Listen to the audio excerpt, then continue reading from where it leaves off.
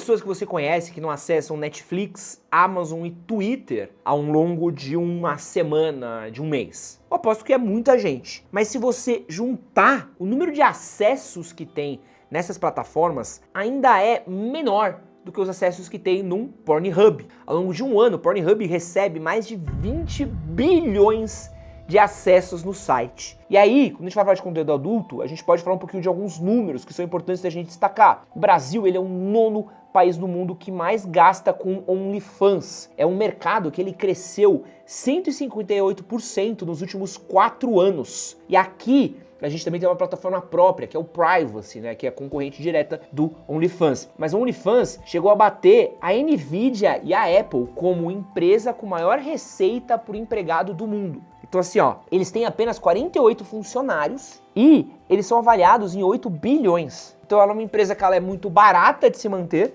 que ganha muito dinheiro pelos gastos que eles têm com operação. O OnlyFans cresceu em número de contas em quase 24%. Então hoje eles têm papo de 377 milhões de contas. E esse aumento também é um aumento de número de criadores. Eles cresceram papo de 13%, chegando a 4,6 milhões de criadores de conteúdo. E aí a gente tá falando de uma plataforma que cobra 20% de cada assinatura de conteúdo que tem lá. E aí, o criador do OnlyFans, né, o Leonid Radvinsky, ele já ganhou papo... Sabe quanto ele ganhou só de dividendo? 700 milhões de dólares. Só de dividendo das ações da empresa dele. Ao todo, o cara já recebeu papo de 1,8 bilhão de dólares com a plataforma. Então a gente tá falando de um mercado bilionário da criação de conteúdo adulto. Só que a gente não fala sobre todos os riscos que tem nessa criação de conteúdo. A começar pelo lado de quem consome. Quem consome tem altos impactos psicológicos e neurológicos. A OMS, por exemplo, classifica o vício em pornografia como um distúrbio psicológico que desregula o sistema de recompensas do cérebro, assemelhando-se em termos ao uso de substâncias como álcool e tabaco. Tem uma galera que fala que não existe vício em pornografia, é compulsão, mas ele entra numa parada muito parecida que é o jogo, muita parada que é essa parada que você tem esse estímulo, esse mecanismo que faz você ter essa coisa extremamente viciante, essa coisa que vai gerando pra você uma dessensibilização muito grande. Então o cara que consome muito conteúdo adulto, e aí, mano, aqui tem um monte de gente de comentário que pode falar se isso é verdade ou não. Tá falando cada vez conteúdo mais extremo, aí é 1 com 1, 2 com 2, 3 com 3, o anãozinho contra André Surak contra 10 anões, André Surak contra o próprio filho, gangbang, é tudo quanto é tipo de coisa bizarra que você consegue ver esse tipo de conteúdo, o cara vai escalando isso até chegar em limites inimagináveis. E tudo isso vai gerando essa dessensibilidade do cara, né? E pior, isso vai afetando a vida dele. Ele vai tendo uma ansiedade por performance muito grande, então o cara começa a idealizar uma parada. Eu gosto de falar que o cara que vê conteúdo adulto é como se fosse uma aula de educação, é como se você estivesse vendo Velozes e Furiosos e quisesse usar aquilo para dirigir um carro. E aí a gente vai ver mina reclamando que o cara cospe, que o cara bate, que o cara puxa cabelo, que o cara xinga, que o cara trata mal, e que o cara fica lá marretando e no fim do dia não sabe o que é a experiência de prazer. Pior, o cara que consome muito, ele tem problema para se conectar no momento. Então ou ele tem disfunção erétil, ou ele tem ejaculação retardada ou ejaculação precoce. Então assim, o cara não consegue ter ficar com o membro duro. Ou às vezes ele goza rápido, ou às vezes ele goza muito devagar e tem dificuldade para gozar porque ele tá completamente dessensibilizado da experiência do toque. Isso sem contar a erosão da empatia, né? O cara tá tendo uma desumanização no outro, porque o cara começa a ver a mulher como um buraco, né? A parceira sexual como um lugar onde ele vai, onde ele bota, onde é um mero instrumento a ser usado, e aquilo deixa de ser um ser humano e passa a ser uma coisa. Passa a ser ali uma coisa que você usa, vai embora, e aí você começa a ver corpos irreais, corpos extremamente idealizados. Tu pegar uma mulher de OnlyFans, tu pegar uma mulher na vida real, elas são completamente diferentes. Só que o cara quer balizar a experiência, e essa comparação é até mesmo com o próprio corpo, né? O cara comprar o corpo dele com o corpo que ele vê do cara que tá lá no vídeo. E aí vai virando uma loucura, né? Porque o cara, ele não consegue ver que aquilo ali não é, que, pô, tem milhares de jeitos de você oferecer prazer, que você não precisa ter uma marreta, né? Você não precisa ter um cabo de enxada no meio das pernas. Só que o cara tá dessensibilizado, o cara tá com essa distorção da realidade. E aí, mano, pra piorar tudo, isso vai gerando um desapego emocional, uma diminuição de intimidade. Pô, eu conheço muitos casais que têm brigas, porque a mulher descobre que o parceiro consome muito esse tipo de conteúdo, ou que o cara só consegue chegar lá consumindo esse tipo de conteúdo. Então o cara termina de ter uma relação com a mulher, vai pro quarto ver um filme adulto, porque é o único jeito que ele consegue ter um pouco de prazer. E aí, eu recebo, ao longo dos muitos anos, eu recebo muitos comentários, e às vezes a galera não tem um pouco dessa sensibilidade de entender o quanto que o cara às vezes tenta combater essa compulsão, ele tenta combater esse vício, ele tenta combater esse uso, essa necessidade que ele tem de consumir esse tipo de conteúdo, e ele não consegue. Porque isso olha o que a gente tá falando, o cara tá desumanizando o corpo do outro, o cara tá perdendo o tato, a empatia, a sensibilidade na relação, o cara tá passando por um sofrimento psíquico na hora da relação. E ainda encontro hoje em dia perfis em redes sociais, até mesmo pessoas que estudam na USP, têm suas teses de mestrado e se vangloriam muito disso, criticando pessoas que falam mais mal do conteúdo adulto. Ai não, isso é moralismo. Ai não, porque vocês falam isso só porque é o corpo feminino, é não sei o que lá. Vai pra puta que te pariu. Que assim, é uma bobajada, que é um tipo de gente que até tentei ter um diálogo e hoje em dia tenho zero de diálogo, porque a gente precisa entender um pouco disso. Assim, não quero pregar aqui um falso moralismo, da gente não olhar o belo, a gente não conseguir olhar essa coisa, porque ela é uma coisa transcendental quase, né? A gente admirar o corpo de quem a gente gosta, a gente admira retratos, fotos, a gente sempre teve essa coisa imagética. Mas essa hiperexposição, essa hipersensibilização que a gente tem hoje, essa coisa que é essa exposição no máximo, não dá pra você fingir que é a mesma coisa que era nos anos 90 com uma revista Playboy. E quem não consegue entender isso, não consegue entender depois esse mesmo moleque que tá consumindo esse tipo de conteúdo cada vez mais cedo, porque hoje em dia, crianças de 10 anos têm acesso cada vez mais rápido ao conteúdo adulto. E esse moleque cresce nesse contexto, tratando a mulher que nem objeto, fazendo comentário sobre o corpo feminino, chega ali na hora, ele é um péssimo parceiro, um péssimo marido, é um cara que tem uma performance ruim. Então não dá pra gente achar, a gente olhar a causa e consequência e a gente não conseguir conectar uma coisa à outra. Aliás, pelo contrário, é importante da gente ter isso. Um cara que quer ter uma vida sexual saudável, um cara que quer ter uma autoimagem saudável, se ele não se livra dessa compulsão, ele tá escravo de uma parada. E a gente trata isso completamente normal. E aí, pra piorar, a gente tem tratado isso de uma normalidade tão grande que agora as mulheres estão cada vez mais entrando nesse tipo de compulsão também. E pra piorar, a gente vê hoje em dia influenciadores incentivando pessoas a criarem suas contas. Então a gente tá criando um demônio maior, a gente tá alimentando o demônio. Ao invés de a gente combater, entender, falar sobre limite, falar sobre tudo, a gente tá olhando e falando assim, não, bota fogo aí na caldeira e vamos ver o bagulho estourar. E no vídeo de hoje, eu quero falar aqui dos riscos do conteúdo adulto, né, o conteúdo mais 18, e sobre como a gente deveria olhar com um pouquinho mais de crítica a ele, tanto na parte de quem consome, como na parte de quem produz. Pra quem não me conhece, meu nome é Edson Castro, sou o melhor amigo na internet, sou jornalista e apresentador. Esse aqui é meu novo canal. Se você ainda não é inscrito por aqui, quero convidar você para se inscrever por aqui. Deixa o seu like, se inscreva. Nesse meu canal a gente tem dicas de cuidado pessoal, dicas de desenvolvimento, dicas de moda, beleza, temos diversas conversas, todas aquelas conversas que você gostaria de ter com o seu melhor amigo, você encontra por aqui. E quero avisar que minha melhor amiga é o pessoal da Insider. A Insider é a peça de roupa que acompanha o seu ritmo sem te pedir manutenção. Ela é a escolha inteligente pro seu dia a dia, já que ela aguenta o calor, ela aguenta o movimento, aguenta a sua rotina e aguenta o dia inteiro no que quer que você queira fazer, seja treino, trabalho, viagem, carnaval, volta pra agenda cheia, vai pra academia, vem, volta, e tudo isso com aquela tecnologia dentro da peça que a gente já conhece. Então, excelente troca com calor, ela não desbota, você não precisa passar, e é uma peça que ela combina com tudo, com os visuais mais casuais até os mais arrumados. E usando meu cupom Edson Castro, você tem desconto nas suas compras na Insider. E olha que legal, se você é um cliente novo, está fazendo um novo cadastro, você está cadastrando pela primeira vez o seu CPF, você tem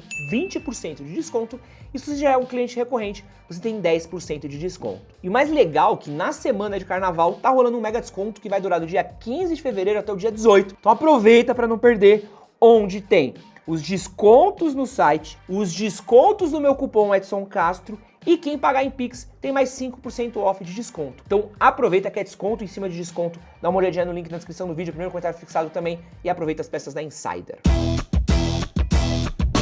Agora eu quero falar um pouco sobre criar conteúdo adulto, tá? Tem um estudo que foi feito pelo Everest Center que descobriu que 34% dos criadores de OnlyFans estão com problemas mentais ou físicos. Então eles passam por problemas de ansiedade, depressão, baixa autoestima, vergonha, e mais de 30 estudos que foram feitos com quase 20 mil pessoas que são da indústria, né, do conteúdo adulto ou do sexo, mostra que muitos deles têm altos índices de problemas de ansiedade, estresse pós-traumático, e essa galera sofre muito, principalmente as mulheres, porque as mulheres sofrem muito mais julgamento do que os homens. Então assim, já tem toda uma pressão social de que a mulher que expõe o corpo é p***, é vagabunda, tem que ser usada, blá, blá, blá. Então assim, essa mulher ela é ostracizada. Blá. Mas aí tem a questão do dinheiro, né? Vai falar, mas ela tá ganhando dinheiro e tá vivendo bem a vida. Mas aqui a gente vai falar do efeito iceberg. Toda plataforma tem um efeito iceberg. Quem ganha muito dinheiro com a plataforma é o topo. Então assim, você vai ter mais pessoas chegando, mas quem vai ser lucrativo é as pessoas que estão lá em cima, quem tá no topo do privacy, quem tem mais visibilidade de rede e tudo mais. Uma chonga que morou em Salto do Itararé, que resolve abrir um OnlyFans, isso daí vai servir só pra ela ser explanada pela rapaziada do bairro. Ela vai fazer, ela não vai ganhar dinheiro, provavelmente as fotos dela vão vazar, e ela vai virar motivo de piada, vai ser perseguida, vai ser motivo de chacota, essa mina vai ser ostracizada, vai sofrer perseguição, bullying, como já acontece. E pior, mesmo meninas que já fazem conteúdo dentro da plataforma, elas sofrem uma pressão muito grande, que assim, esse mesmo estudo do Every Center mostrou que mais de 50% das criadoras de conteúdo adulto acham que o OnlyFans ele não faz o suficiente para mostrar o trabalho das criadoras de conteúdo para os seus seguidores. Ou seja, elas precisam estar o tempo todo postando mais, postando conteúdo mais explícito, lembra que eu falei daquela escalonada de conteúdo? E tentando chamar a atenção da galera. E a natureza competitiva que tem nessa plataforma faz com que as criadoras de conteúdo precisam estar fazendo cada vez coisas mais extremas. É só você olhar o Andressa Urach, pô. O Andressa Urach viu isso e tá cada vez fazendo uma bizarrice maior. Bizarrice maior até achar o teto. Ou voltar pro Universal de novo, né? E tinha um documentário que era o Hot Girls Wanted, da Netflix, que é um excelente documentário, que falava sobre a indústria de conteúdo adulto na época da internet, antes de OnlyFans, Privacy, etc. E assim, era muito louco como as minas tinham uma jornada. E assim, a carreira dessas meninas duravam 2 anos. Uma menina que fazia esse conteúdo adulto, de vídeo adulto, e durasse mais de 2 anos, ela era bem sucedida. Tinham pouquíssimas que duravam mais de 10. Pouquíssimas que ganhavam dinheiro pra se aposentar. Elas iam falando que assim, que elas começavam fazendo um vídeo normal, aí precisavam começar a fazer vídeo com mulher, aí começava a fazer vídeo com mais de um cara, aí fazia interracial, e aí começava a fazer conteúdo extremo, porque elas precisavam fazer essa roda girar, manter a atenção das pessoas, fazer tudo rolando. E é um ambiente de competitividade que vai fazendo com que elas estejam precisando estar sempre produzindo. É tipo pior que criador de conteúdo normal. Que é a mesma estratégia que a gente tem aqui no YouTube e no Instagram, só que com você tendo que usar o seu corpo. E eu quero contar uma história que aqui é o meu âmbito pessoal do impacto psicológico da indústria de conteúdo adulto. Tá? Vou contar 2 histórias pra vocês. Uma é e ambas são referências anedóticas, então você pode me descredibilizar, mas ninguém me falou, eu tava lá, eu ouvi. Ao longo dos anos eu conheci muita gente que trabalhou com indústria adulta. Não é segredo pra ninguém que no passado a gente entrevistava atores de filmes adultos, a gente fez campanha pra algumas plataformas de conteúdo adulto, coisa que hoje em dia, novamente, não faço mais e recomendo não fazer, tal, porque até mesmo o meu entendimento sobre isso mudou ao longo do tempo, beleza? Quanto mais eu me informei, mais eu me elucidei e percebi o quanto que isso daí não era legal, tá? E aí, uma coisa que eu posso falar, e que era uma reclamação muito comum de pessoas que trabalhavam na indústria adulta que eu conversei, cara, uma galera muito fodida psicologicamente. Pessoas com ansiedade, muito uso de drogas, pessoas que foram abandonadas pela família, muitas das pessoas criavam comunidades muito fortes entre si, justamente porque eles não tinham o amparo da própria família. Tem uma parada muito grande, isso aí rolava mais nos anos 10, né, 2010. A galera ia pra prostituição porque com conteúdo adulto não conseguia ganhar dinheiro, e aí quando a gente vai falar de prostituição, cara, é bizarro, assim, porque a prostituição, ela tá diretamente relacionada à violência, ao medo de ataque. As pessoas que trabalham com prostituição costumam ter muita crise de ansiedade, porque, pô, não é à toa que o Fatal Model trabalha muito esse slogan de segurança para as garotas de programa, porque é uma galera que é extremamente vulnerabilizada. Tá, mas ela que escolheu tal. A gente tá falando sobre o ser humano aqui, não estamos falando sobre a indústria. Então são pessoas que elas estão extremamente fragilizadas, sensibilizadas, e estão muito sujeitas, assim, e pessoas que acabam até perdendo o próprio valor pelo próprio corpo, né? Que elas vão fazendo coisas mais extremas porque é o jeito de ganhar dinheiro. Ah, apanha, pô, mas conseguiu o trabalho. E aí você acaba tendo uma relação muito tóxica com o próprio trabalho. E aí eu vou contar uma outra referência anedótica aqui, que eu conheci uma garota. Pô, essa história pra mim é uma das mais brutais. Eu conheci uma garota que ela fez 2 vídeos. 2. E ela me contou, me explicou, tal, era um projeto que eu tava fazendo no canal falecido que morreu, mas talvez um dia, se eu tiver muita paciência, eu retorne ele. Mas assim, ela fez 2 unidades de vídeo. Em uma das unidades de vídeo, ela sofreu assédio do cara. E aí você fala, pô, como é que a menina sofreu assédio? Porque o cara fez uma parada com ela sem consentimento, que ela não queria fazer. Então forçou ela a fazer uma parada. Ela saiu de uma dessas gravações chorando. O cara publicou esses vídeos. Isso daí foi em idos de, se não me engano, ele falou que era idos de 2008. Acho, 2008, 2009 e tal. Porque foi uma época de DVD. E até hoje, quase 20 anos depois, ela recebe mensagens de gente falando sobre isso. E tem que lidar com isso. Então assim, uma parada que ela fez 2 unidades de vídeo. Ela é perseguida no trabalho dela, com stalker, com um cara que vai perseguir ela na casa dela, um cara que vai mandar mensagem pra ela, precisa acionar a polícia, fazer boletim de ocorrência, ela sofre uma perseguição, de novo, por uma coisa que ela fez.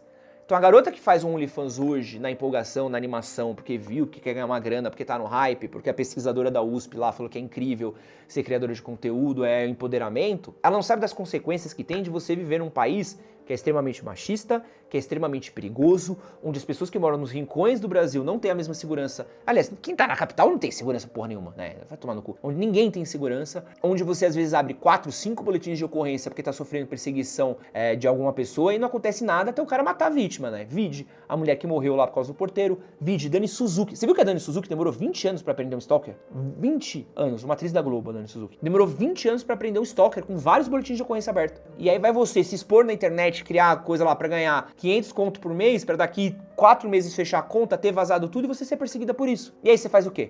É uma escolha muito difícil e ela não pode ser vulgarizada, ela não pode ser simplificada, ela não pode ser, vai lá, cria que é legal, amiga. Não é.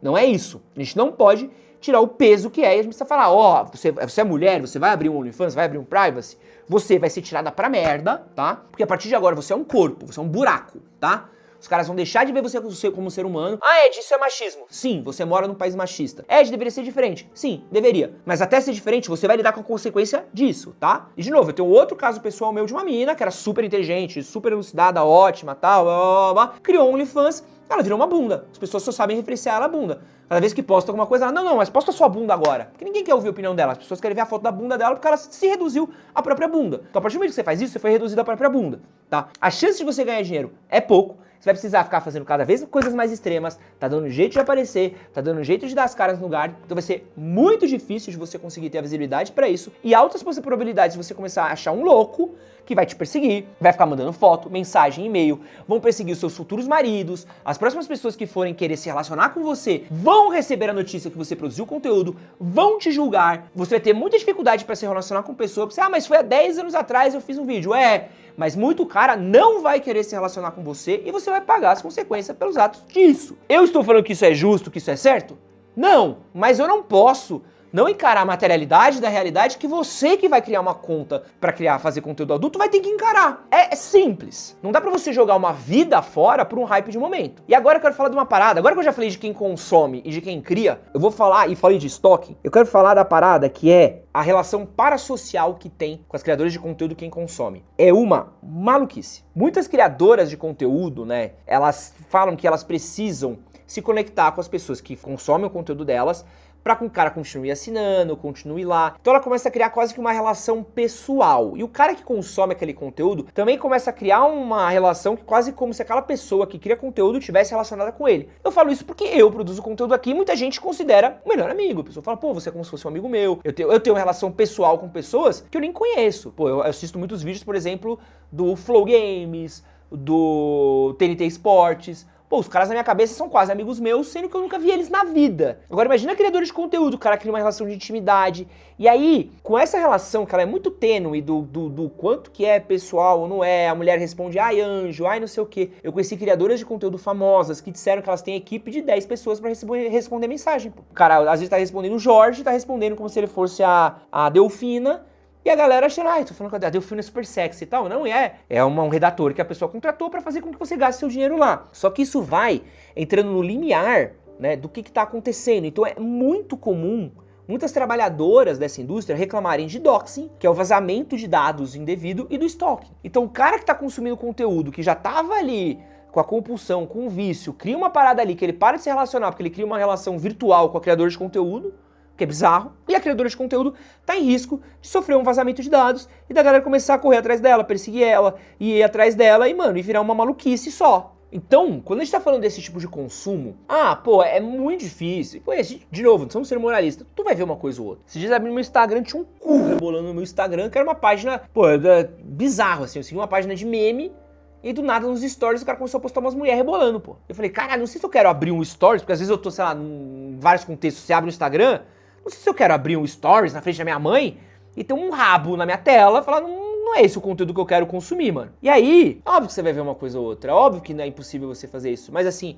o quanto que você consome, e exatamente assim, é uma mão no zíper e outra na cabeça, pô. Pôr a mão na cabeça e pensar o quanto que você tá consumindo, como isso afeta as suas relações, o quanto de tempo você tá gastando, o quanto de dinheiro você tá gastando. E aí aqui, ó, vou falar uma coisa muito real. Tu é um fudido, que mora num país fudido, tá difícil ganhar dinheiro. tá difícil viver, tá difícil pagar as contas, tá difícil prosperar nessa porra. Tu vai gastar dinheiro com OnlyFans e com privacy. Desculpa, assim, eu desejo o seu mal, acho que tem mais é que se fuder.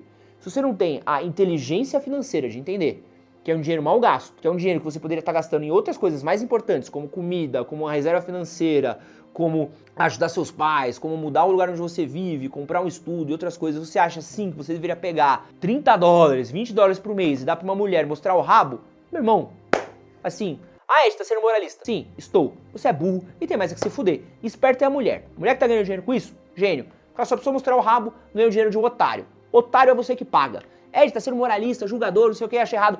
Irmão, lida com essa porra. Burro do caralho. Burro do caralho. Espero que a vida te cobre de todos os jeitos e te traga todo o mal. Porque isso aqui é um alerta pra você entender que existem milhões de jeitos diferentes de você gastar o seu dinheiro mais inteligentes, mais práticos e que vão te dar uma condição de vida melhor do que em ver um rabo. E assim, eu quero um pouquinho que se foda o mundo politicamente correto, porque parece que hoje em dia a gente não pode falar os bagulho mais que é verdade. A gente tem que dourar a pílula, e não, vamos humanizar, e vamos ter que não sei o que, e ter sororidade, empatia, e não sei o que, não sei o que lá. Empatia é o meu pau. Assim, papo reto. As minas que estão nessa indústria estão sujeitas à violência psicológica, violência física, a estar sendo, porra, exposta, perseguida, e a galera finge que isso não acontece.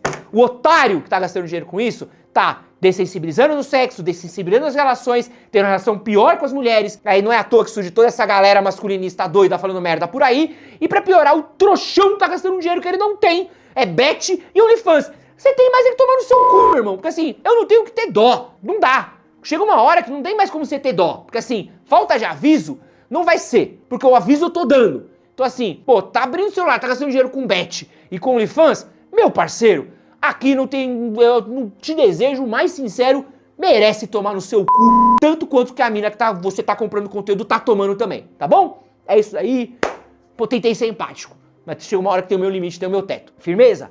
Aproveita que você jogar aqui, não esquece de curtir, compartilhar, se inscrever, é nóis, valeu!